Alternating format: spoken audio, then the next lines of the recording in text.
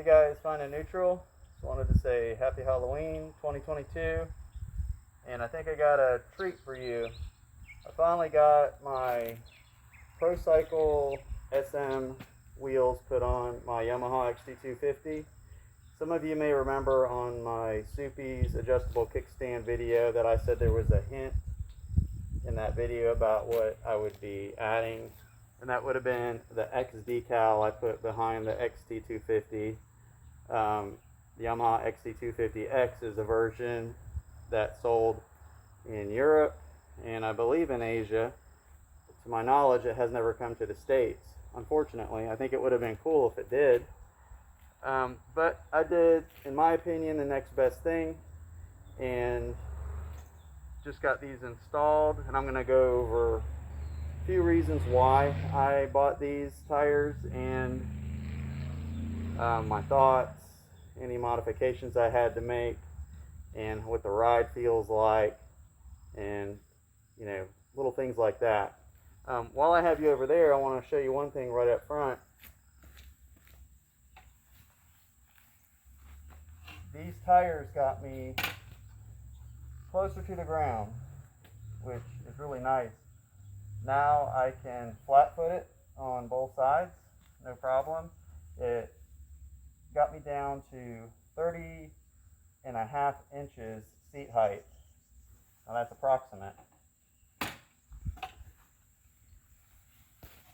Take into consideration too, with that seat height, I have the Corbin seat on here, so I think it's pretty cool being I didn't have to adjust my suspension or my linkage to get that seat height. I am a shorter rider. Most average supermotos have a high seat height. Even the new Kawasaki KLX 230 has a seat height of 33.3, which is still kind of high for short folks. And the 300 SM, I believe, is 33.9. And then the larger ones go up from there. So with that, I'm going to bring you in a little bit closer to check out the tires before it rains. It's a gloomy day down here in Florida. As I'm showing you these, I'm going to talk to you a little bit about why I got them. So here's the front wheel. Like I said, Procycle was the ones that did the install. We went with the sun rims, sourced out of the United States. Michelin tires, and on the front we have 110 by 70 on a 17-inch rim. That's as big as we could go. That will fit in there. I did have some clearance issues with the OEM hardware. I wanted to keep that little fender installed. I like the fact that it offers a little bit of protection to my header, as you can see right there. So what I had to do is get some different hardware. It's called a button top hex screw, M6 millimeter type. And I had to go in there, you could see, and the front one had to be recessed a little bit because it was too close to the sidewall making contact, and the rear one's just fine. It's solid. I wouldn't put the fender on there if it wasn't solid. I want to make sure it wasn't going to fall off while I was riding it. On the rear, we have a 130 70/17. Once again, that's the biggest we can go. There's the clearance issue. Wanted to make sure it would fit. There was one little modification I had to do back here, which you could see there on my chain guard. I had to take a little bit of it out, and I had to take the whole back side of it off. That affixes to that little bracket on the back side of your swing arm.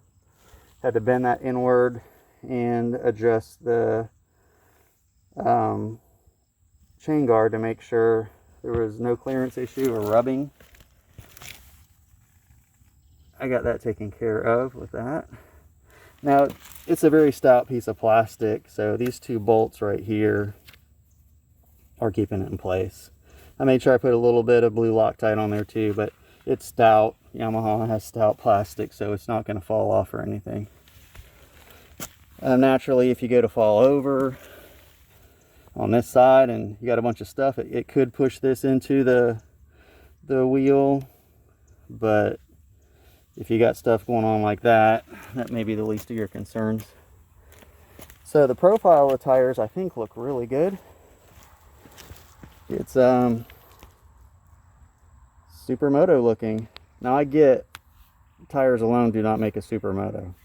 You got beefier suspension, gearing, all that. But going back to the reasons why I got these, I'm an XT250 fan. I love the bike. I love the simplicity, the reliability, the air-cooled aspect, the low seat height by nature that it comes with from Yamaha. So I took all those things into account, plus the fact that I like the Supermoto look. And the closest thing I could come up with was like a KLX 300. I didn't feel like buying one. So I figured this is the next best option, being I don't want to buy another whole bike. This can be reverted right back to the OEM form. I ordered rotors and a rear sprocket. This is going to be a Sunstar sprocket that it came with. Those are OEM hubs from Yamaha, OEM rotors, and hardware.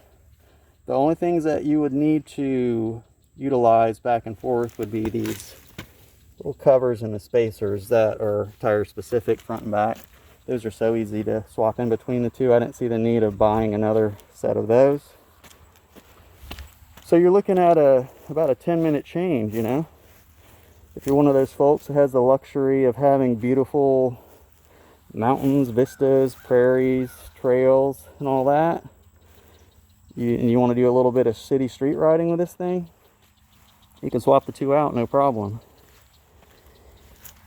I thought that was pretty cool. And it's definitely cool not to have to buy another bike and re-outfit it with everything. Really big perk though is that seat height on this being lowered. Let's go to what we're going to talk about next. We're going to talk about the modifications. We already talked about those. One other thing, mod wise, that it did modify the speedometer. I did a speed run yesterday to see what the deviation was on my speedometer versus the factory tires. So the factory tires were already about 3 miles an hour, creating a 3 mile an hour difference from what the speedo says and what the GPS says. So I already knew that if it said I was doing 25, I was doing 22. So this added about another 2 miles an hour to it. So grand total now, with what it already had, you're looking at about a 5 mile an hour deviation. So it's going to look like you're going faster than you really are. So far on my ride on these, it's been very smooth, no bounce. Mike at Procycle is the one that put the tires together. He laced them up. He's the one who answered my tons of questions I had, and no problems. The speedometer deviation thing is something I think you can have fixed if that is a concern. I think the speedometer on this bike is somewhere in the front gearing. It's there's no cable for it up front, at least on mine that I could see. So that's something that you can have fixed if it's a concern. Not a big concern of mine. Procycle, like I said, out of Oregon. All you have to do is go on their website, Procycle, and type in XT250. You look on the menu and you'll see wheels. Click on wheels and it's the first thing that pops up. I'm going to let you guys look at the pricing on their website, because it is different if you choose a different type tire. I went with the Michelin Street Pilots. Pretty happy with Michelin's. Haven't had any issues with them. I wanted something I'd get some longevity out of.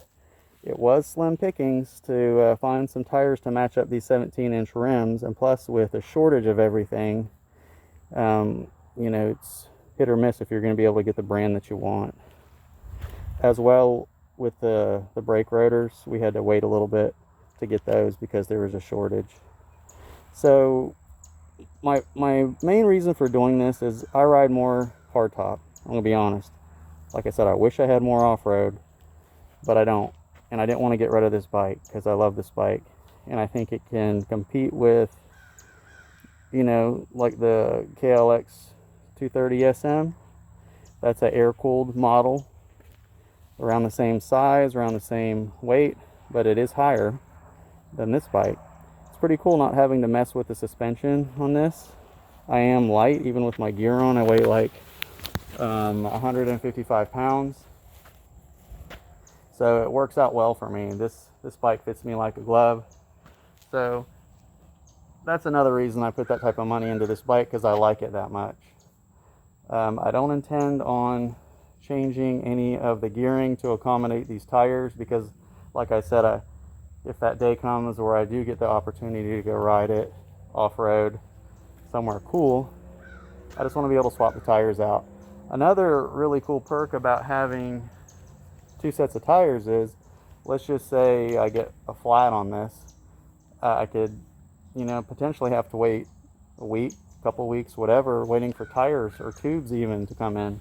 So now I'll have another whole set of tires to slap on there with no problem and just go for my ride, no concern. So there's a lot of pros to this. The biggest negative I can think of about doing this would be the cost, but seriously, I looked around at prices. We all know that wheels, rims, tires, they're expensive across the board, and Procycle, from what I can gather and from me doing my research, isn't out gouging people, and they have a really good reputation from what I've heard, as far as quality, stand behind their work. And I can tell you, my experience thus far with them has been great. I bought other bits from them, accessories. They answer all your questions. So once again, that's Mike at Procycle, and I'm going to put the link to this in the description, and I don't want to go on a lot longer. I'll let you guys know how they do, and if you got any questions or concerns, you know, feel free to put them on the posting. One last thing real quick before I go. The Soupy's adjustable kickstand definitely came in handy. You can see now it's lowered 2 inches, and it accommodates the bike's lean perfectly. Couldn't ask for anything more with that. Glad I did that up front to have it on hand, because if I had my OEM kickstand, it would have been an issue. So besides that, hope you guys like the way it looks. I'll you know, have some fun once the wheels get the little factory molding going on the rubber off of them. I got to ride it about 30 miles before that's, you know, safe to really get on it. I don't want to, you know, take any risks on the pavement. So have a happy and safe Halloween, and I will catch you guys later.